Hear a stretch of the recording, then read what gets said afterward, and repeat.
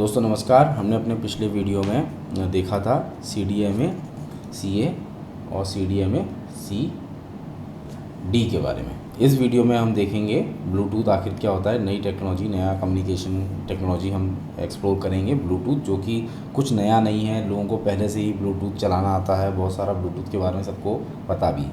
तो हम ब्लूटूथ के कुछ फीचर्स या स्पेसिफिकेशन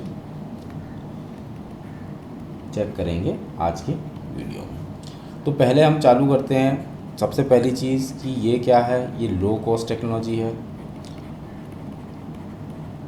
कंपेयर करेंगे इसको आप वाईफाई से, तो ये कम कीमत पे उपलब्ध होता है। ये किस पे काम करता है, ये काम करता है ISM बैंड पे। ISM का फुल फॉर्म होता है इंडस्ट्रियल, S से हो जाएगा आपका साइंटिफिक, और M से हो जाएगा मेडिकल। इस बैंड पे ये काम करता है। इसी के साथ दोस्तों हम और जानेंगे कि इसके बारे में, जिससे हम देख सकते हैं कि रेंज के बारे में पता करना है, किस रेंज में इसकी रेंज कितनी होती है। इसकी रेंज टिपिकली 10 मीटर से 100 मीटर तक जाती है। क्लासिक के केस में 1000 मीटर भी जाती है, लेकिन 10 मीटर से 100 मीटर एक आइडल या स्टैंडर्ड इसकी रेंज होती है। इसके बाद हम देखेंगे कि आखिर ये बनाया किसने था, कब बनाया था, और ये क्यों, मतलब कब मार्केट में आया। तो इस विषय में जानेंगे। तो इसमें देखते हैं कि इसमें क्या होता है कि एक स्पेशल ग्रुप बनाया गया जिसका नाम था, मतलब स्पेशल ग्रुप को कैसे बोलते हैं, SIG। आप देखेंगे वाईफाई के केस में, ब्लूटूथ के केस में, डाटा के केस में, कंप्यूटर विजन के केस में, सब में SIGs होते हैं। SIG ये था BTSIG। BTSIG का फुल फॉर्म हो जाएगा ब्लूटूथ, अभी भी है, ब्लूटूथ स्पेशल इंटरेस्ट ग्रुप। ठीक है। अब क्योंकि ये ग्रुप है, G लगा हुआ है, तो ग्रुप में ये कब फाउंड किया गया था और कौन कौन से मेंबर थे। तो ये फाउंड किया गया था 1998 में। इसमें जो कंपनीज थी वो थी एरिक्सन, इंटेल, IBM, तोशिबा और नोकिया। इसका मतलब ये हुआ कि ये कंपनीज, इतनी सारी कंपनीज ने इस टेक्नोलॉजी को डेवलप करने में एक साथ काम किया। ये टेक्नोलॉजी मार्केट में कब आई थी, इसका जो फर्स्ट वर्जन था ब्लूटूथ का, फर्स्ट वर्जन जो था रिलीज़ हुआ था, वर्जन इसका था 1.0, जो कि रिलीज़ किया गया था जुलाई 1999। दोस्तों ब्लूटूथ के बारे में और भी हम चीज़ें जान सकते हैं। ये सब सामान्य जानकारी है ना, लेकिन ये ज़रूरी इन्फॉर्मेशन है। एज एन इंजीनियर ही हमको पता होना चाहिए। हम इसको और भी डिटेल में देखेंगे, हम इसको देखेंगे काम कैसे करता है, डायग्राम्स की हेल्प से भी समझेंगे। अब हम एक और पॉइंट इसमें ऐड करते हैं, फ्रीक्वेंसी ऑफ ऑपरेशन, मतलब इसकी ऑपरेटिंग फ्रीक्वेंसी कौन सी रहती है, किस बैंड पे ये काम करता है। इसकी जो फ्रीक्वेंसी रेंज होती है वो होती है 2400 to 248 3.5 मेगाहर्ट्ज़। इस रेंज में ये काम करता है। इसका जो गार्ड बैंड होता है, गार्ड बैंड इसका होता है 2 मेगाहर्ट्ज़ का। साथ ही साथ में इस फ्रीक्वेंसी में इसके पास होते हैं टोटल 79 सब सेक्शंस या 79 चैनल्स, जिसको बोलेंगे चैनल्स होते हैं, है ना। और हर चैनल जो होता है कितने का होता है, उसकी बैंडविड्थ होती है 1 मेगाहर्ट्ज़ की बैंडविड्थ का होता है, बैंडविड्थ होता है। मॉड्यूलेशन टेक्निक ये कौन सी यूज़ करेगा, इसकी जो मॉड्यूलेशन टेक्निक होती है,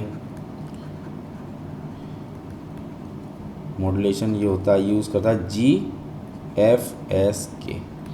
FSK का फुल फॉर्म होता है फ्रीक्वेंसी शिफ्ट की, और G का मतलब होगा गॉसियन। तो ये इसको यूज़ करता है। बस इतना जान लीजिए। इसमें कम्युनिकेशन का कोर कंपोनेंट है मॉड्यूलेशन। अभी हमें इसमें बहुत ज़्यादा नहीं जाना चाहूँगा, लेकिन ये बाइनरी 1 और बाइनरी 0 को रिप्रेजेंट करने के तरीके होते हैं। मतलब पॉजिटिव फ्रीक्वेंसी वेरिएशन करेगा, नेगेटिव फ्रीक्वेंसी वेरिएशन करेगा, 1 के लिए पॉजिटिव डेविएशन करेगा और 0 के लिए नेगेटिव फ्रीक्वेंसी डेविएशन करेगा। ठीक है। और इसका जो सर्विस सपोर्ट होता है ये होता है, ये किस तरह की सर्विस देगा, डेटा की देगा या फिर वॉइस की देगा। तो दोस्तों इसका सही जवाब है कि ये दोनों तरीके की सुविधाएं या सर्विसेज देता है। ये डेटा एंड वॉइस दोनों टाइप की सर्विस का सपोर्ट देता है। अच्छा, किस नाम से देता है? इन सर्विसेज के अलग अलग नाम होते हैं, जैसे कि मैं आपको एक नाम बताता हूँ, SYNC एक है सिंक्रोनाइज्ड कनेक्शन ओरिएंटेड, ठीक है, इसको बोलेंगे शॉर्ट में SCO। इसी तरह से दूसरी जो सर्विस होती है उसका नाम जस्ट इसके उल्टा ही होगा, एसिंक्रोनाइज्ड कनेक्शन। ये पहला वाला ओरिएंटेड था तो दूसरा क्या हो जाएगा? कनेक्शन लेस हो जाएगा, इसको बोलते हैं ACL। इसके बारे में हम और अधिक जानकारी लेंगे क्योंकि इनसे रिलेटेड प्रोटोकॉल्स होते हैं जो ब्लूटूथ में काम करते हैं, वो मैं आपको अगली वीडियो में बताऊंगा। तो एक हो गया वॉइस का, एक हो गया डेटा का। तो वॉइस का कौन सा हो जाएगा? SCO जो हो जाएगा वो वॉइस से रिलेटेड हो जाएगा। जो ACL है वो किसके लिए होता है? वो डेटा के लिए होता है। दोस्तों, एक आखिरी चीज़ जो इस टॉपिक में अभी हम देखेंगे, जिसका हर बार कम्युनिकेशन में बड़ा महत्व होता है, उसको बोलते हैं डेटा रेट। क्या होती है डेटा रेट? और इस केस ब्लूटूथ के केस में डेटा रेट क्या रहेगी? तो इसकी जो डेटा रेट होती है वो वॉइस और डेटा दोनों के लिए अलग अलग होती है। 64 kbps की जो रेट रहेगी, और दूसरी है 57.6 kbps। ये दो अलग अलग रेट रहती हैं। एक हो गई वॉइस के लिए दोबारा से, और दूसरी जो होगी वो होगी आपकी डेटा के लिए। लेकिन इसकी एक और ख़ास बात होती है, ये सेम रेट दोनों डायरेक्शन में रखता है। मतलब दोनों, बोथ डायरेक्शन का मतलब क्या होगा? बोथ डायरेक्शन का मतलब क्या होगा? ट्रांसमिट और रिसीव, दोनों डायरेक्शन में। दोस्तों, ये टॉपिक में एक और चीज़, जनरल इन्फॉर्मेशन में एक और चीज़ रह गई है जो कि जानना बहुत ज़रूरी है, जो डिस्क्रिमिनेट करती है नॉर्मल ब्लूटूथ को और डिफरेंट टाइप के ब्लूटूथ के वर्जन्स को। जैसे कि ब्लूटूथ के दो वर्जन्स बहुत सामान्यतः देखे जाते हैं, एक होता है क्लासिक BT ब्लूटूथ और दूसरा होता है हमारा BLE। अब इन दोनों को समझने की कोशिश करेंगे दोस्तों। कुछ पैरामीटर लेंगे, पैरामीटर है ना, बहुत सारे पैरामीटर्स होते हैं, लेकिन अभी हम जनरलाइज मतलब 4-5 जिन पर अपन चर्चा करेंगे और अपन चाहेंगे जानने की कोशिश करेंगे। तो पहला होता है कि ये देखना कि इन दोनों में से कि दोनों की रेंज कितनी रहती है। क्या दोनों सेम रेंज पे काम करते हैं? इसका आंसर है नो। इसकी ब्लूटूथ क्लासिक की जो रेंज होती है वो जाती है 100,000 मीटर्स तक, जबकि BLE की जो रेंज है ये जाती है 250 मीटर्स तक। दूसरी चीज़ जो इसमें समझने वाली है वो है कि इसमें कनेक्शन का सेटअप टाइम कितना लगता है।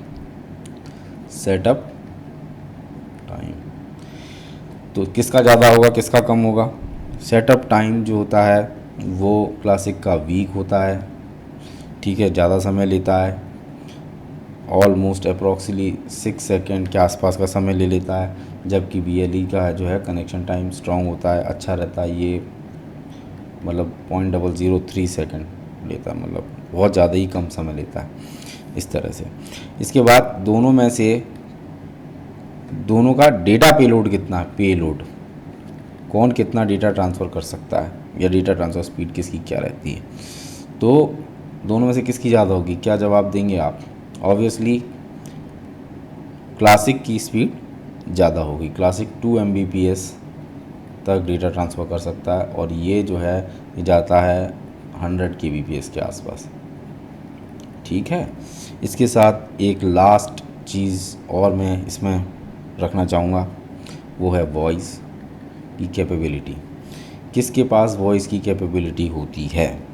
तो क्लासिक फुल वर्जन होता है उसके पास होगी, लो एनर्जी वाला वर्जन होता है ब्लूटूथ का, उसके पास कुछ फीचर्स नहीं होते, नो, ठीक है, या नो, इस तरह से, ठीक है। इसमें हम चाहें तो रोबस्टनेस को और ऐड करते हैं। रोबस्ट कौन सा होता है? तो ऐसा कौन सा है जो जिसके कनेक्शन चलते रहेंगे, बीच में लिंक ब्रेकअप होना या किसी और तरह की प्रॉब्लम्स नहीं आएंगी। तो दोनों ही क्या होते हैं? स्ट्रॉन्ग होते हैं। दोस्तों, ये जो हमने अभी देखा, इसको यदि मैं समराइज़ करना चाहूँ तो हमने देखे हैं ब्लूटूथ के बेसिक फीचर्स, किसने बनाया, कौन से बैंड पे काम करता है, किस फ्रीक्वेंसी पे काम करता है, इसका फर्स्ट वर्जन कब आया था, मॉड्यूलेशन स्कीम कौन सी यूज़ होती है, और इसकी जो सर्विस सपोर्ट कौन कौन सी करता है और किस किस नाम से सर्विसेज अवेलेबल हैं, डेटा रेट क्या रहती है, और ब्लूटूथ क्लासिक और ब्लूटूथ लो एनर्जी में क्या फ़र्क है। यदि आपके कोई भी सवाल इन टॉपिक से रिलेटेड हैं तो कृपया कमेंट सेक्शन में ज़रूर बताएं। बहुत बहुत धन्यवाद।